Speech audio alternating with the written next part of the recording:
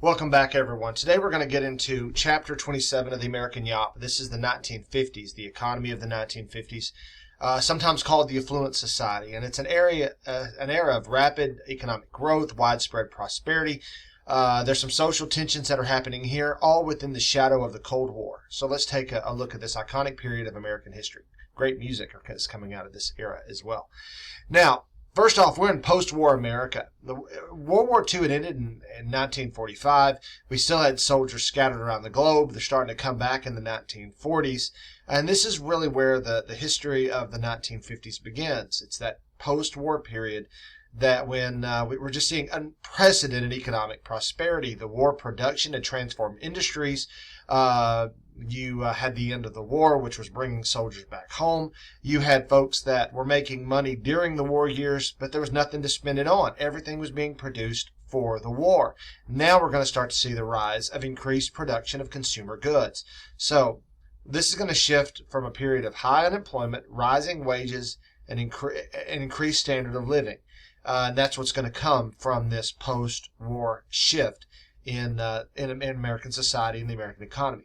Now, government policies are going to play a role in this economic boom. The GI Bill had helped millions of veterans get an education. They began to buy homes. They're going to college. They're getting married earlier. So the housing market will be fueled. Suburban expansion will be fueled. Colleges will be started. In fact, the college that I teach out started in 1946, part of that post-war GI boom. And several other colleges in my area were founded at about the same time for exactly the same reason.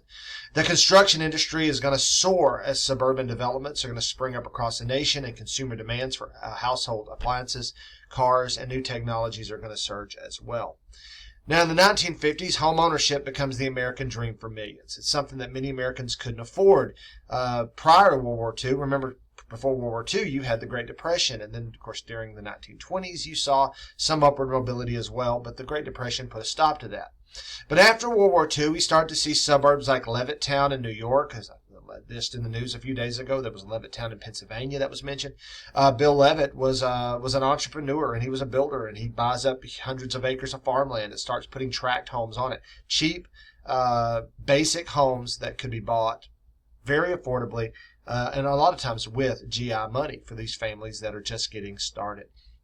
Little family communities are going to start up, family-friendly communities start up, where the dream of a yard and a home could become a reality. And so this is the rise of the suburban lifestyle. And it's going to shape the American society, and it's going to be sort of memorialized in or honored in many of the TV shows, the sitcom eras. The sitcoms of the 1950s era. It's going to symbolize stability and success. Now, for the first time, owning a home, owning a car, even a television, this becomes within reach of the average American family. Now, this suburban shift is going to be made possible also by the Federal Highway Act of 1956. So we're again about 10 years after the end of World War II. Eisenhower's the president. And we're going to see the government start to fund the construction of an extensive interstate highway system. Highways made it easier for people who lived farther from urban centers to still work there, but it was also a shift that highlighted differences across communities, as city centers often struggled with poverty and underinvestment. Racial and economic divides are going to start to form up, and this would become more evident in later decades. And an interesting fact about the federal highway system, it was built also as a military measure. If you've got to deploy troops quickly in case of a Russian invasion, we needed a highway system to get our troops where they needed to be quickly. And so that's kind of interesting. Now, the 1950s is about consumption. With more disposable income, money that had been saved up during the war years. Again, remember, there was nothing to buy during those war years. Well, now we can start buying things, but you've been putting money in the bank. Now, the taxes have been very, very high during that time, but you've been putting money in the bank that you just hadn't seen for, certainly not during the Depression years, for the average American. And so Americans are flocking to buy the latest goods. Either that might be cars or brand new kitchen appliances or clothing. And businesses are going to quickly catch on that there's a competition. Are you going to spend your hard-earned money on my item or somebody else's? So advertising catches on. The television, which becomes a household staple in the 1940s and into the 1950s, this becomes a perfect medium for marketeers to start reaching a new consumer audience.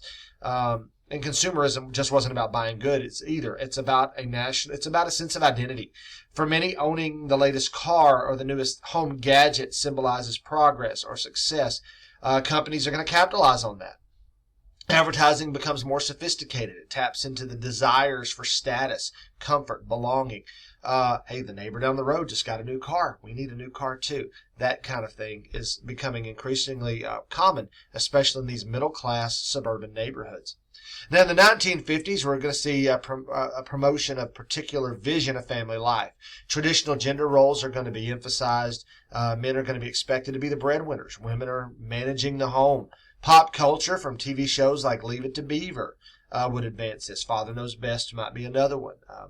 And it's going to reinforce those ideals. Now, many women are going to return to work after World War II. Remember, men are off to war in World War II. Women are working in factories. But we're seeing a shift back into the more sort of domestic-centered lifestyle for women. But a lot of women aren't satisfied with this shift, and it's going to lay the groundwork for future feminist movements that will come along in the 60s and certainly into the 70s. Now, while many families conform to these ideals, others are going to start to feel the strain of that. The suburban lifestyle could be isolating for women, despite the image of prosperity. Not every family could afford this lifestyle as well. So there's underlying tensions that are going on.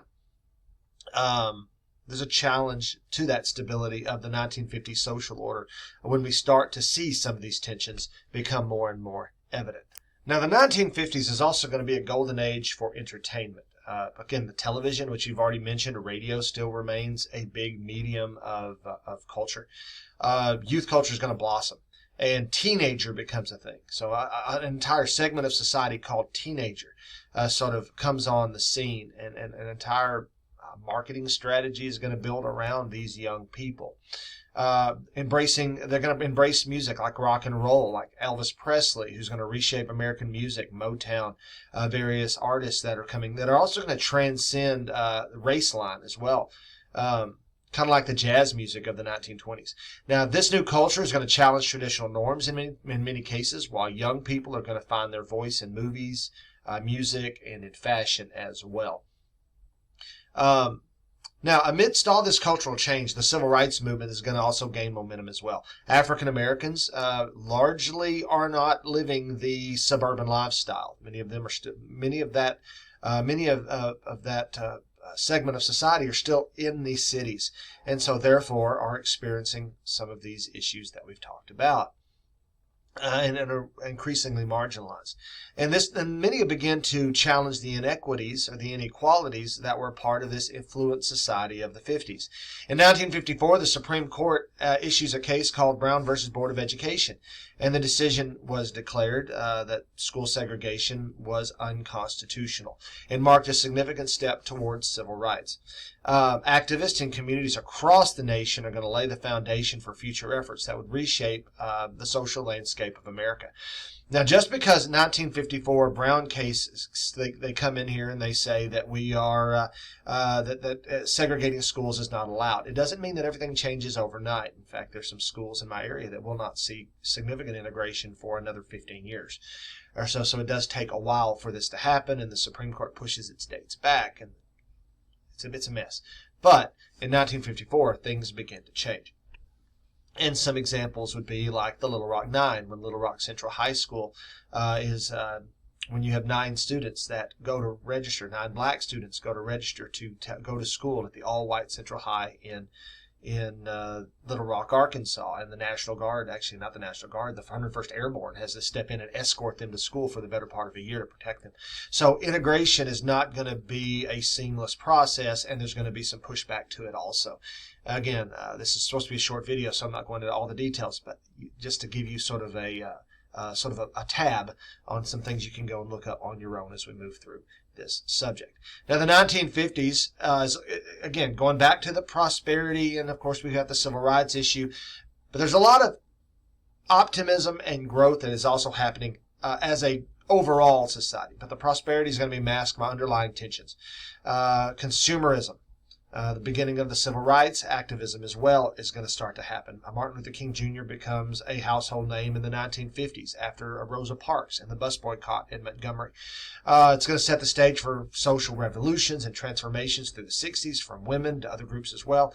And the affluent society may have brought material wealth, but it also highlights the need for progress in civil rights, gender equality, social justice, and various other things as well.